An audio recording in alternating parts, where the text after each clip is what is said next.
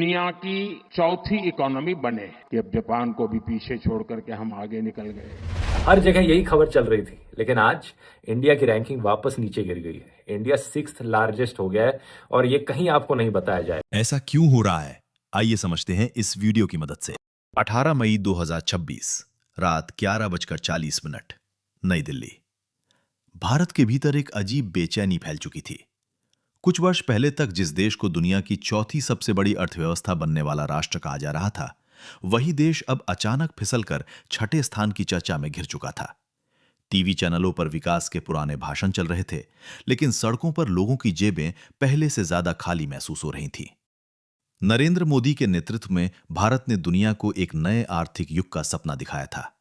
विदेशी कंपनियां भारत में आ रही थीं, अरबपति तेजी से बढ़ रहे थे और हर भाषण में भारत को भविष्य की महाशक्ति बताया जा रहा था। मगर इसी चमक के पीछे धीरे धीरे एक ऐसा संकट जन्म ले रहा था जिसे आम लोग बहुत देर तक समझ ही नहीं पाए।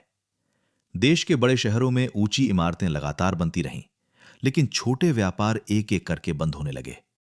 करोड़ों युवाओं ने डिग्रियां तो हासिल कर लीं, मगर नौकरी उनके हाथों से दूर होती चली गई। महंगाई ने रसोई तक को प्रभावित करना शुरू कर दिया। पेट्रोल, गैस और खाने की कीमतें लगातार बढ़ रही थीं, जबकि आम आदमी की आय लगभग वही रुकी हुई थी।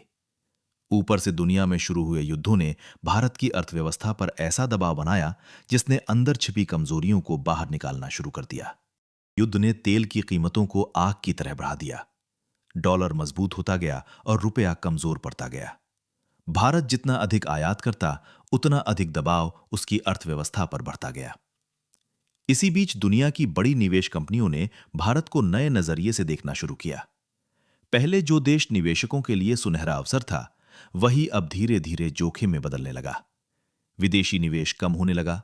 कई अंतर्राष्ट्रीय कंपनियों ने विस्तार की योजनाएं रोक दी। शेयर बाजार ऊपर दिख रहा था, लेकिन जमीन पर छोटे उद्योग टूट रहे थे। यह एक ऐसा भ्रम था जिसमें ऊपर चमक दिखाई दे रही थी, लेकिन नीचे नींव कमजोर हो चुकी थी। निर्मला सीतारमण के सामने आर्थिक रिपोर्टों का ढेर बढ़ता जा रहा था। हर रिपोर्ट एक नई चेतावनी दे रही थी। विकास दर धीमी हो रही थी, बेरोजगारी बढ़ रही थी, और सबसे खतरनाक बात यह थी कि लोगों का भरोसा धीरे धीरे टूटने लगा था।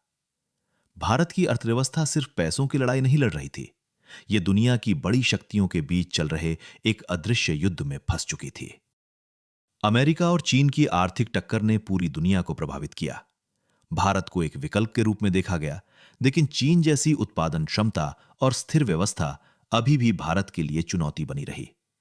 कंपनियां भारत आना चाहती थीं, मगर उन्हें यहां महंगा उत्पादन, कमजोर ढांचा और अनिश्चित बाजार दिखाई देने लगा। दूसरी तरफ देश के भीतर अमीर और गरीब के बीच की दूरी पहले से कहीं ज्यादा बढ़ चुकी थी। कुछ लोगों की संपत्ति तेजी से बढ़ रही थी, जबकि करोड़ों लोग सिर्फ रोजमर्रा के खर्चों से लड़ रहे थे। फिर वो समय आया जब अंतर्राष्ट्रीय संस्थानों ने भारत की आर्थिक स्थिति पर सवाल उठाने शुरू कर दिए। अचानक पूरी दुनिया में यह चर्चा फैल गई कि भारत चौथे स्थान की ओर नहीं, बल्कि छठे स्थान की ओर खिसक रहा है। सोशल मीडिया पर बहस छिड़ गई। कुछ लोगों ने इसे वैश्विक साजिश कहा, कुछ ने सरकार की नीतियों को जिम्मेदार ठहराया, मगर असली डर इन बहसों से कहीं बड़ा था। डर यह था कि अगर दुनिया का भरोसा किसी अर्थव्यवस्था से उड़ जाए, तो उसकी सबसे बड़ी ताकत भी बेकार हो जाती है। भारत के साथ भी धीरे धीरे यही होने लगा था। रात के अंधेरे में देश के करोड़ों युवा अपने भविष्य के बारे में सोच रहे थे। दुनिया अभी भी भारत को एक बड़ी ताकत मानती थी, लेकिन अब उस ताकत के सामने सबसे बड़ा सवाल खड़ा हो चुका था। क्या भारत फिर से दुनिया को अपनी आर्थिक शक्ति पर भरोसा दिला पाएगा, या यह गिरावट आने वाले एक और बड़े संकट की शुरुआत थी?